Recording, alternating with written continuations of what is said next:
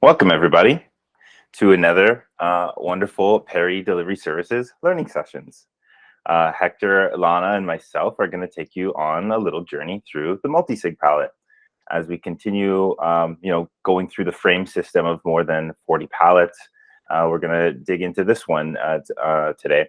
And so to give you a little idea of the agenda, we're just going to go very high level. This slide didn't get updated, but we're going to do a high level overview of what the Multisig palette purpose is, and then we're going to take you through an example of a transaction lifecycle in a 3 of 3 Multisig, and then we're going to take a quick look at the dependencies, do a demo, have some Q&A, a code walkthrough, another Q&A, and then we'll wrap it all up. All right, let's dive in. First of all, we're going to start with some terminology. Some of you might be asking what a multisig is. Essentially, it's a wallet controlled by multiple other wallets. And we'll see actually how that is possible. Some other terminology you'll need to know is this concept of a time point. Basically, if you're familiar looking at any kind of block explorer, particularly for Polkadot, you'll see that transactions or extrinsics are normally coupled or identified with a block height, which is the block number, and the extrinsic ID, the number in which that extrinsic was called at that block. And so we use this time point to identify multisigs. And again, this will become more clear how it's used later on. Signatories are what we refer to as all the wallets involved in a multisig. They are potentially able to sign on behalf of this multisig. The threshold is the minimum minimum approvals which you need in order for a transaction to be approved and to get executed. So for an example, a very rudimentary example, there's a 2 of 3 multisig where there are 3 signatories, but only 2 are required in order to launch a extrinsic. Then we have a deposit base. This is the minimum required in order to be reserved in order to have an actual multisig to start to create transactions on behalf of the multisig. And then deposit factor is a factor that is going to be multiplied by the threshold in order to find out the actual number of the deposit. And so you could see that in the next, terminology here. So the actual deposit is determined by the deposit base plus the threshold times the deposit factor. All that is to say, the more signatories you have, the higher the threshold you need in order for something to pass, the more you need to put in deposit in order to store this on-chain, because on-chain storage is expensive. And we don't want people to bloat the chain, essentially, by just creating arbitrary multisigs. Last piece of terminology you need to know is this concept of a multi-account ID. So multisigs in Substrate are a little bit different from other ecosystems. So the accounts that are actually created for a multisig don't have a private key in a way a normal, quote-unquote, normal address might have a private key. It is a combination of all of the signatories as well as the time point that create this multi-account ID, and it's just a placeholder kind of account in which these multisig participants or signatories can access via their own private keys. Okay, at a high level, what a multisig does is it really allows multiple parties to be responsible for the security of a single wallet. So in most cases, you'll want a multisig where there's several parties needing to agree on the use of funds or the actions that a wallet can take. And we can take a look at a couple of examples of what this might look like later on. But it allows you to create an address with a public key, but no private key, as I mentioned. And it allows you to control that address. And the Multisig Pallet takes care of tracking all of the authorized signatories for any given multisig.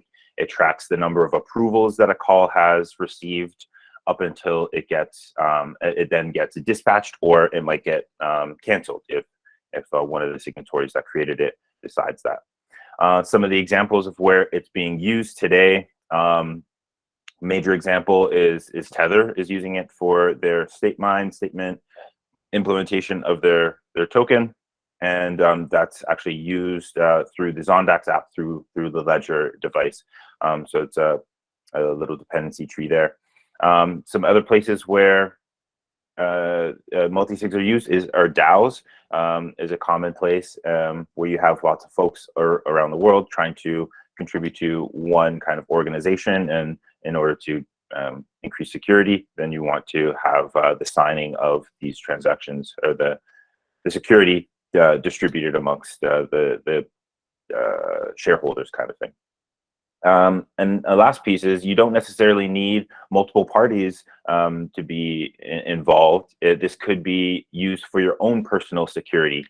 So as an example, you might want to make a 3 of 5 kind of multisig, and you keep 2 of the signing wallets, and then you distribute the other ones to friends or loved ones, or you keep one in a safety deposit box. This sort of thing can increase the security for your own personal funds.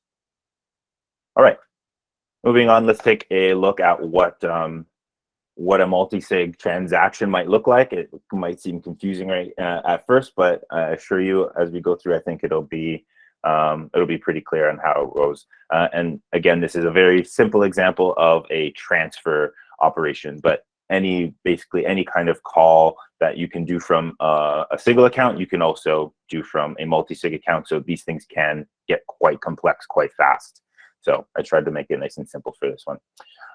And so in this example, we are going to imagine that we have a 3 of 3 multi-sig. We have Alice, Bob, and Charlie, the classic, the usual suspects. But in this case, it actually makes sense to use Alice, Bob, and Charlie, just for the simple example that when you're passing in the signatories to these functions all require you to identify who the signatories are. You actually have to pass them in order. And this is so that we can deterministically always know what the address of the multisig is. That's a little bit of a side note or implementation detail for those that are interested. In any case, you're going to want to fund an account. And the reason why this is a dotted line here is because of what I just mentioned before, that the address of the multisig is deterministic. So you can actually calculate this before you create the multisig, and you could pre-fund this account. Another kind of side note there that I found interesting. But nonetheless, when Alice decides, we're going to say Alice is the ringleader here. Alice decides they want to start a multisig with Bob and Charlie, and they want to transfer some funds that exists in this multisig account to some other address, some arbitrary address. So Alice is going to go ahead and call approve as multi, and they're going to pass in all the required information. It would be too complicated if I showed all that information on this slide. We're going to take a look at all that information a little bit later in the demo and the code walkthrough. But there's a bunch of information that gets passed in, and provided all that is passed in correctly, then a multisig address essentially is created. A multi account ID is created for this multisig address, and what else is going to happen at that same moment is Alice is going to need to reserve some funds in order to create this. Again, this is to prevent bloating and abuse of the system, basically. And so they're going to they're going to reserve some deposit there based on the deposit factor and that calculation we talked about earlier. And then that's just going to sit in storage until Bob comes along and he looks at it and says, okay, I think this is reasonable. I agree. And so I'm going to call approve as multi as well. And I'm going to pass in all the required information. And that's going to add another approval. So now we have Alice approving it and we have Bob approving it. And at every step of the way, every time the multisig gets an approval, it's going to check, have we met this threshold yet? And then remember, the threshold is 3 here. So we need all parties to sign in order for something to go through. So Alice signing isn't enough. Bob signing isn't enough. We need Charlie to come along and sign. But before that, let's take a quick look at this other possible route here. Suppose Alice realizes after they've approved and Bob's approved, oh no, I've made a mistake. Bob didn't realize I made a mistake and approved it anyways, but maybe the address was wrong or the amount was wrong or whatever. They can call cancel as multi, and that is going to cancel the call that that Alice started, and it is also going to unreserve the funds and basically dissolve that. The multisig would still exist, but that call just would be removed from storage as and it won't be tracked as how many approvals anymore. Okay, suppose that didn't happen, and Alice says, "Oh, it's actually okay. I was mistaken that I was mistaken." And then Charlie comes along and is like, "Okay, we're going to do this," and they now are able to call as multi, and this is a different function that the main difference being when you're calling approve as multi, you don't need to pass in the full call. This is also an efficiency kind of thing. But you only need to know the full call at the end. The last approver needs to pass in the full call, as well as all that other information that Alice and Bob had to pass in. And then the multisig will check, have we met the threshold? We have 1, 2, 3 signatories, and the threshold is 3. Everything's A-okay. It's going to dispatch the call. And just before dispatching the call, it's also going to unreserve the deposit that Alice did, provided that the multisig would be collapsing at that point. And yeah, all the events that a normal would be executed for a normal extrinsic would apply here, and that would all appear on chain. And that's basically a full example of a transfer through multisig. And yeah, moving on to dependencies. There really wasn't any dependencies aside from like balances, kind of as a rudimentary dependency. But I will also pass it off to, I think Lana now is going to take over with the demo. If you have anything to add to the dependencies part there before we jump into the demo, feel free to take it away. Actually, did have something to say about dependencies, because there's not so much a dependency, yeah, but when we add the pallet to our runtime, in the runtime itself, we define the deposit factor and the deposit base, right? So I think it's not a dependency, but like a configuration in the runtime, but we'll look at it in the storage later. So to start with the demo, so one place where we can experiment with multisigs for free is Rococo. So I got myself a lot of Rococo as a Parity developer. And so there's a very smooth workflow we can go through. So first of all, just simply creating a multisig. As was mentioned, you can add addresses. And what I find very interesting is that you don't necessarily have to use just regular accounts from which you have a private key. So you can have a bit of a recursion here. Yeah, so I can add another multisig that I have and create a multisig out of that.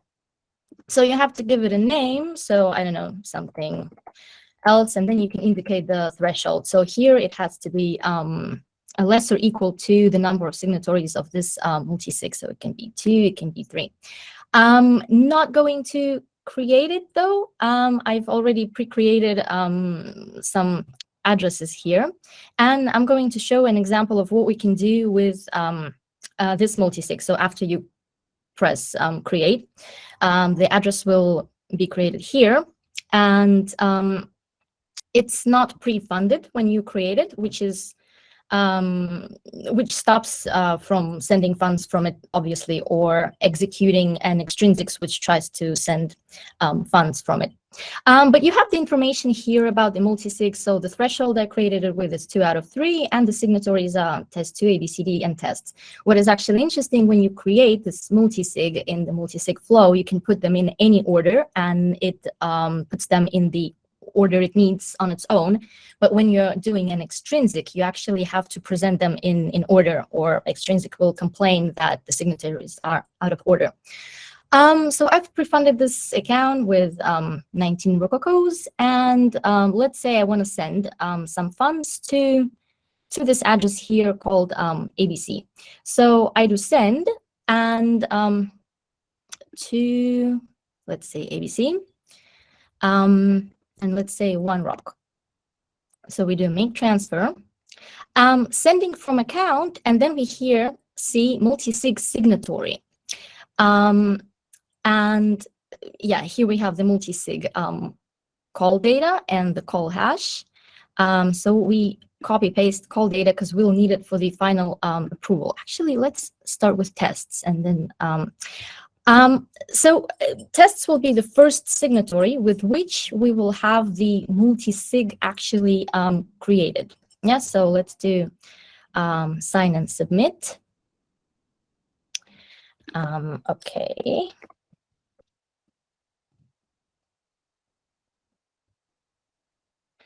Remember that, sign the transaction.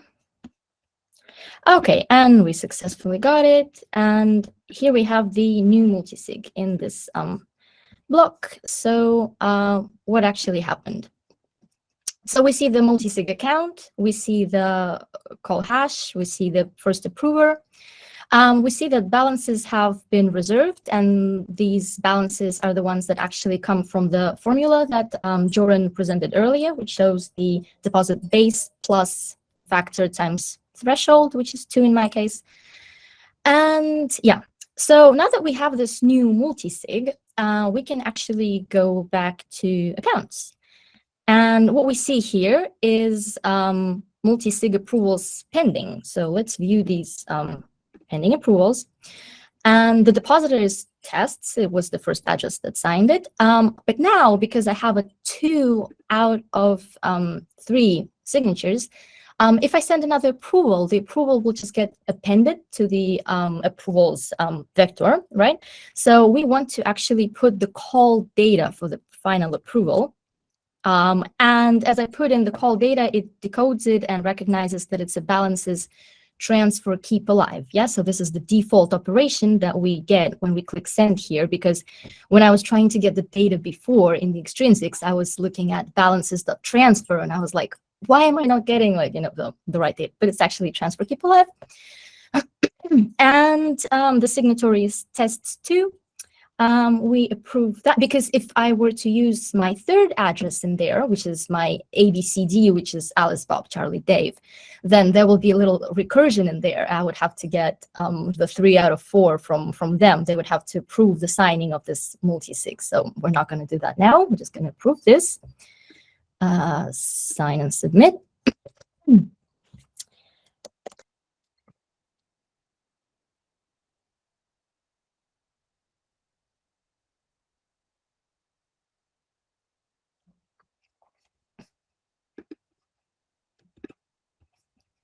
Aha, so multisig has been executed. Let's actually go to the lock.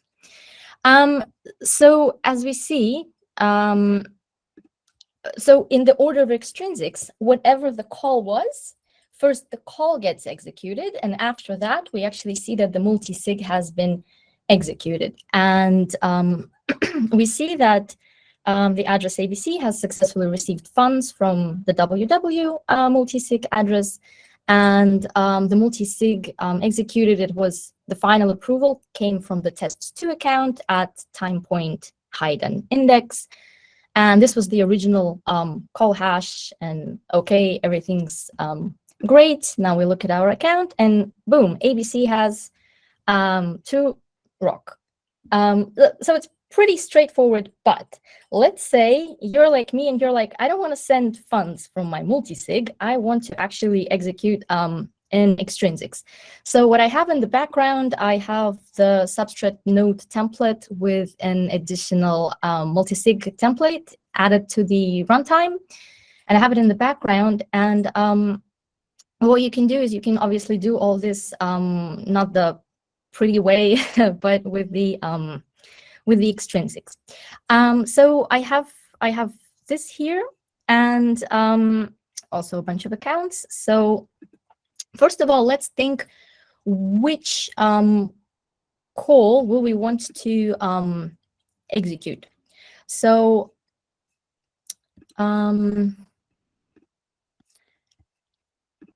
before we do that, we're going first to go to Bob, and we're going to create a new multisig. Approve as multi, threshold 2, we add the signatories. So let's add 30, let's add Dave, and let's add an Alice. The reason I'm doing it is, as Joran mentioned before, these addresses cannot be jumbled up in order, so they have to be basically in a specific order. There may be time point when we create a multisig, because we're not referring a multisig that's been created previously. Yeah, so we can just leave it empty. But we need the call hash that we're going to be executing. And I actually prepared the call hash before. And let me, so the call hash that I've actually prepared was for one of the multisigs to send an extrinsic to the template module 42. Was it this one, the ABCD extrinsic?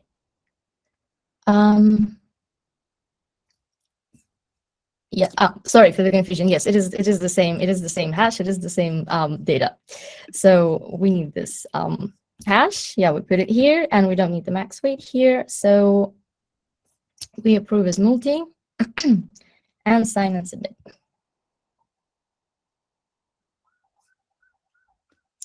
Okay, so we have a new multisig here. So what's interesting is that we can verify that the math works. So in the runtime, we have the parameter types defined. So 10 plus 1 times 2, where 2 is the threshold, is actually the number that's being reserved from Bob's address. We also see that the new multisig has been created. This is the multisig address that's being created for the Bob, Fruity, Dave, and Alice addresses that we have. And we can actually, by using this address, we can query the storage. So we can go to the multisig palette. We can look at multisigs. The account is the newly created account. And the hash that we are querying is this one. And we say, OK. And we see that indeed in the storage, we have a multisig created. This is the block number. This is the extrinsic index. It has to be unique. The depositor is 12. Depositor is Bob, the creator of this multisig. And we have one approval, which is Bob's address.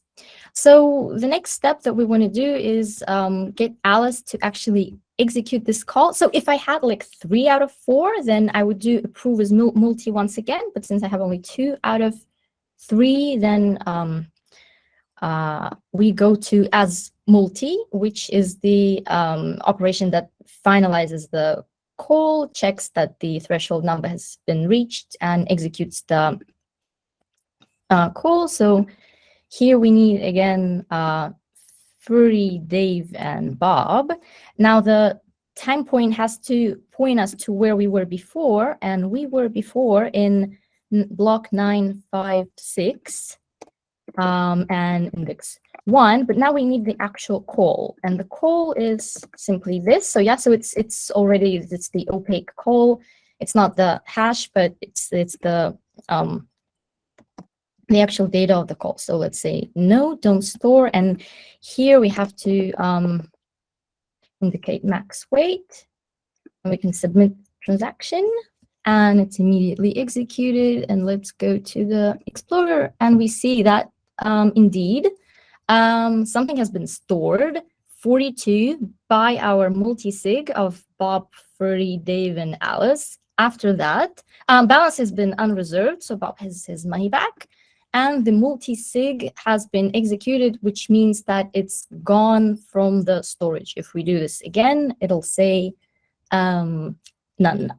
And of course, you can also do the other extrinsics, which are as multi-threshold 1, which is for what I think Joran also mentioned, when you have, like 2 keys of your own and you want to, or you have 2 people between which either one can make a decision and execute something. So the call is automatically dispatched from just one person who creates the multisig, and it's created.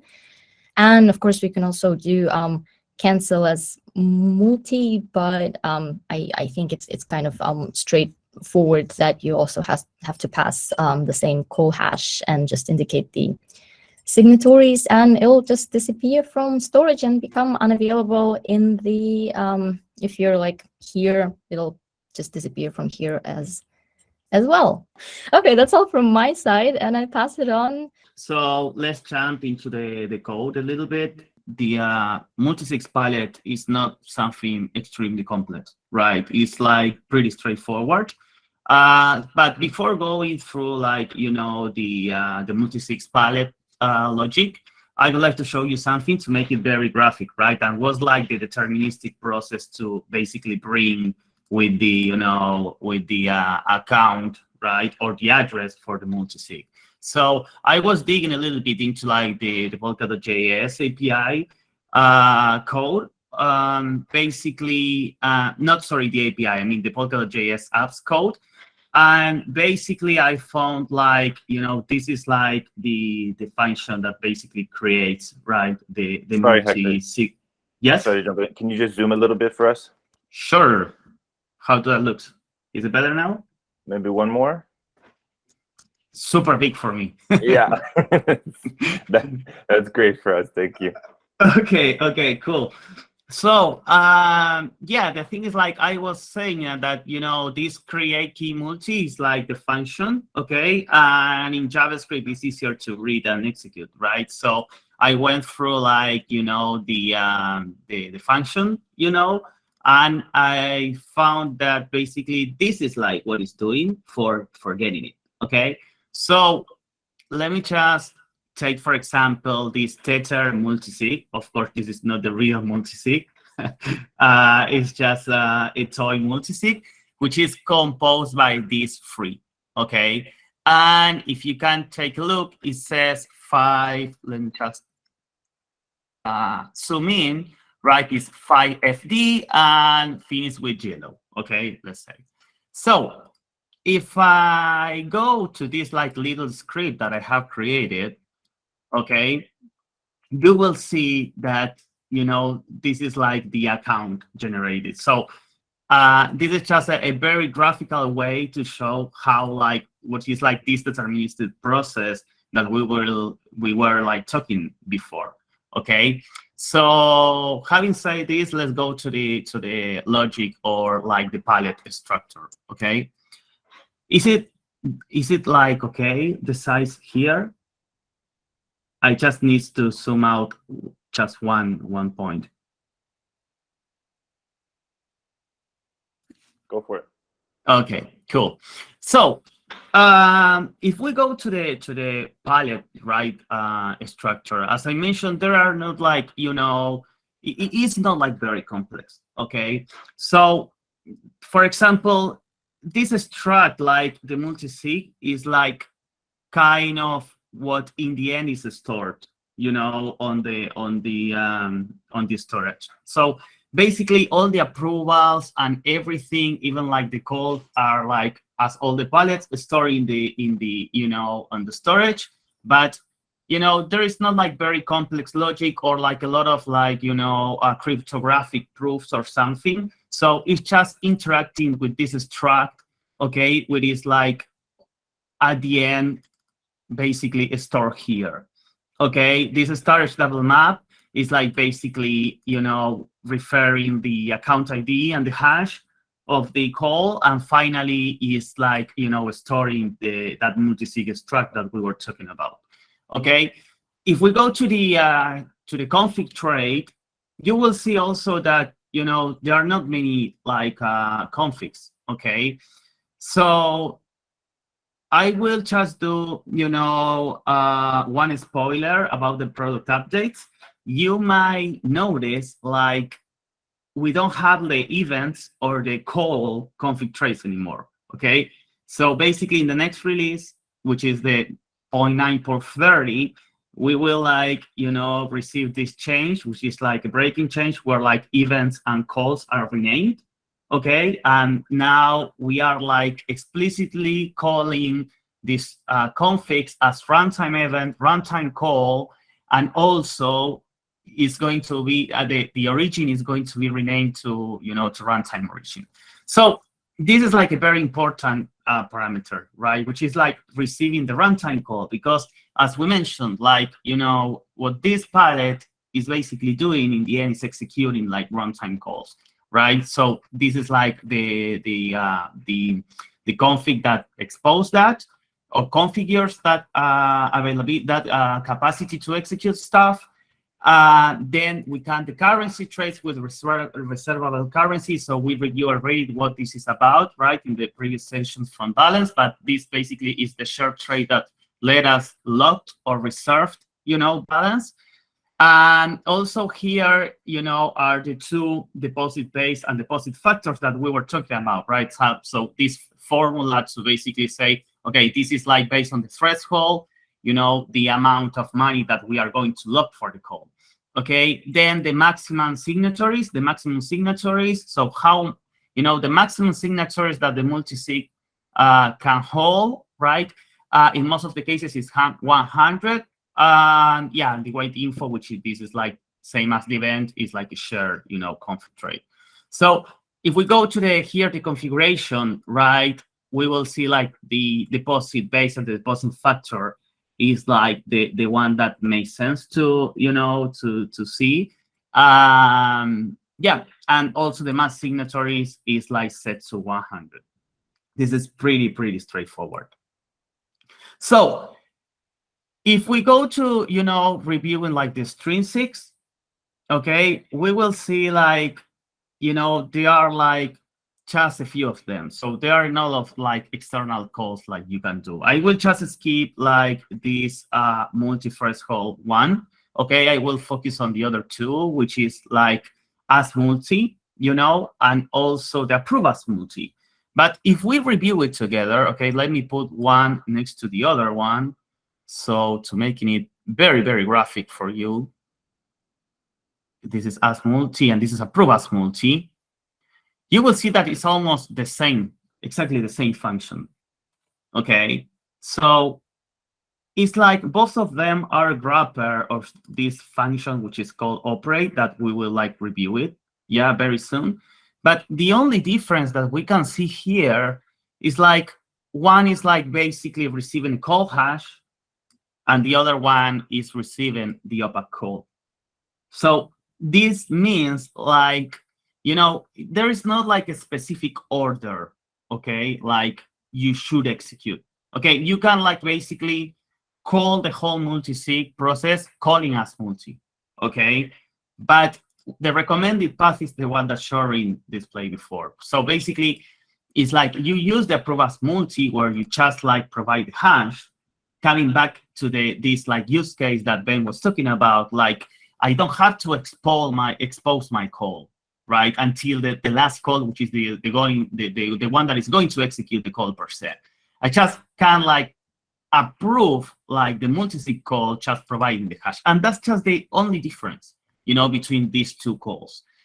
So as I mentioned, like the extrinsic part is very simple, right? Also, you got the cancel, right? That if you like follow a little bit the code, what end up doing is like clearing up the storage, right? The storage call is like removing the multisig, and also is like reserving the amount, okay? But what I would like to do is talk about these like functions, okay? Which is like the outside, let's say, functions, right? Which are not extrinsic, the ones that are not like exposed to externally. So first of all, I will start speaking about this multi-account ID. Okay, if you just read the description, it's basically saying that it's deriving the multi-account ID. Okay, this is what this is doing is just like creating exactly the same process as the create a key multi, but in Rust. Okay, so you will drop here like all your accounts, okay, and the threshold, and you will end up with the account that will execute, you know, the account for the multisig. I will jump the operate, and you will understand why. So another function which is important is this one, which is ensure that sort and insert. Okay, basically we said that if you change the order of the accounts, okay, this is going to basically break the whole like deterministic process. So basically what this function is doing is exactly checking that, right? And also it's checking that you are not, you know, the sender is not included on the other signatories vector, okay? So basically this code is the one that makes sure that you are following the right order, and also, you know, that the sender is going to be included in the end. If you remember, I said that, you know, the as multi and as approve as multi is just a wrapper of this function, which is operate.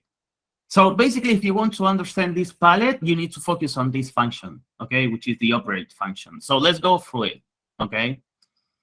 It's not hard, but it's like a lot of like, it's composed by a lot of if segments, like if else, if else, if else, right? So maybe it's something like it's not so hard to get lost, you know, but you just need to like, you know, follow the indentation and understand like different scenarios, okay? So it's like receiving the sender, so who is calling this extrinsic, this function, right? The threshold for the multisig. The other signatories like basically compose this multisig, the time point, in case there is a time point, because for example, if this is the first call, right, the time point will be known, and you will be setting the time point. So there are a lot of maybes in this function, okay? Because for example, you can like start, you know, from the very beginning provided the call, right? Or you can, for example, avoid providing the call until the end, and that's fine. So this is like, for example, checking like, you know, the threshold is bigger to 2, means like more than just one approval is required.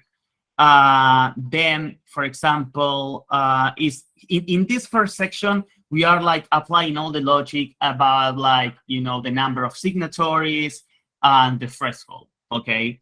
Then I told you, right, and also we mentioned at the very beginning, like the vector of accounts must be ordered, okay? So we reviewed this like, you know, this function already, which is the one that exactly checks that, right? So basically we format, right? We make sure that the order is the right, and if that's the case, we just like add the sender at the end of the vector. So that's basically the signatories, right? Vectors. Finally, you know, what we do is like once we make sure that the signatories are ordered, right, or has the right order, then we derive the multi-account ID, right? And this is like basically the address or the account address for the multisig. Okay, so then this part, what it's doing, like this section is like basically saying, okay, did I receive a call or the hash? And then based on that, you know, I said like the call hash, the call length, or maybe call. Remember, I said maybe call because this like is a very generic function that can process like all the different scenarios, like if you provide the hash or if you provide the call.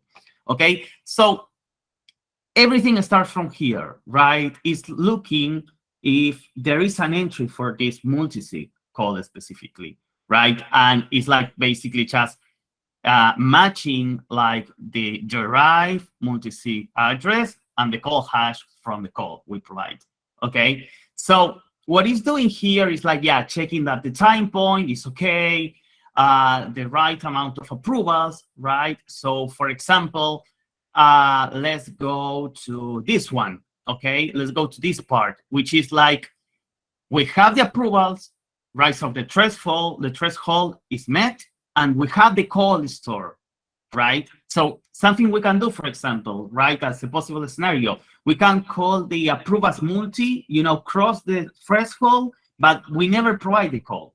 Okay, that will not be a problem. We can do that. But in the end, we need to provide like the call, right? So basically, this is like, this is like when we say, okay, we have everything to execute the call. So what it's doing is like, okay, I remove, right, this call, because as it says in this comment, we are avoiding the possibility of reentrancy attack, right? That's the reason why the cleanup is important. Then we are unreserving the currency, where it's like in these parties we say, okay, yeah, so all the approvals are met and we got the call, so there is no need to, keep like locking, right, the funds. And yeah, here is where basically, the magic happens, right? We are executing the call per se.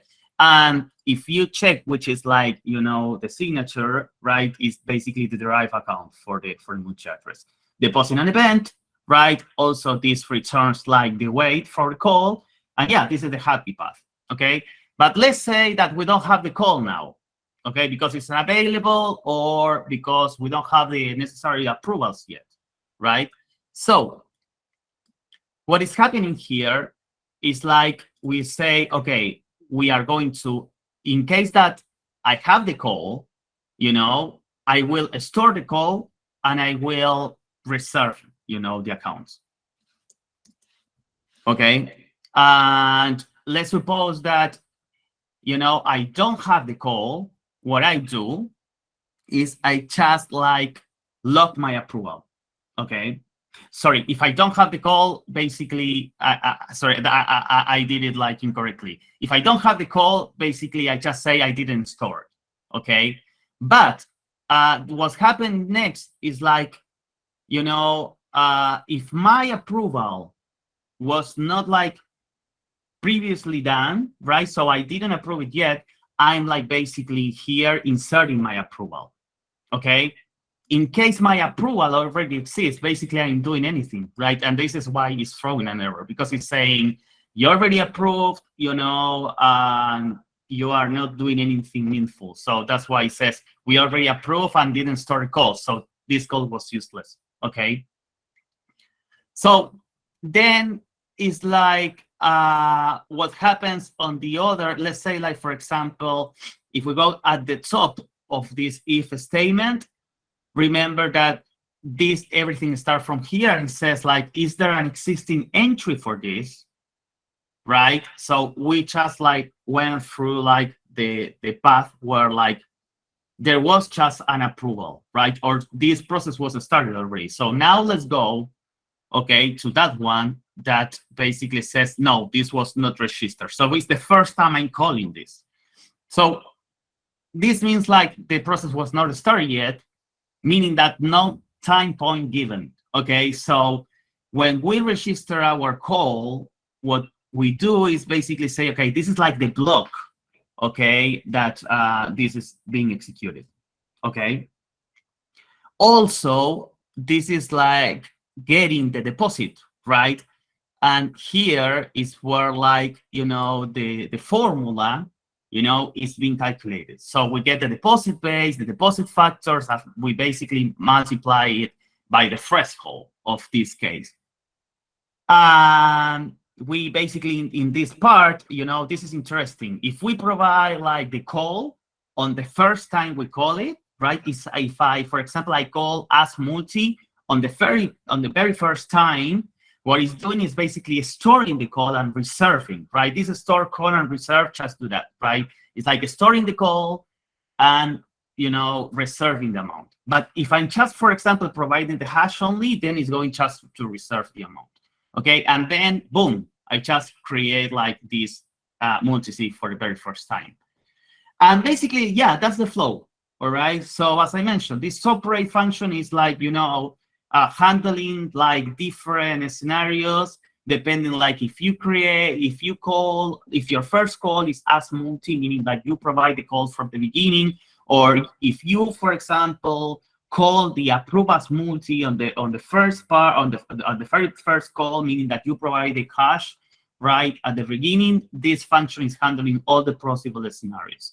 Okay, so yeah, basically that's it. There are like some details, like maybe we can go, like for example, how it gets the call, right? This is basically inspecting the storage and, you know, getting the call, or clearing the call is like, you know, checking, right, the different like stuff and reserving the currency if we get the call, or for example, how the time point is like calculated, which is like basically by doing this. But what I want you to take into account is like this operate function is the one that makes the magic. Okay. Yeah. So basically, yeah, that would be it. Amazing. Thank you very much, everyone, for tuning in.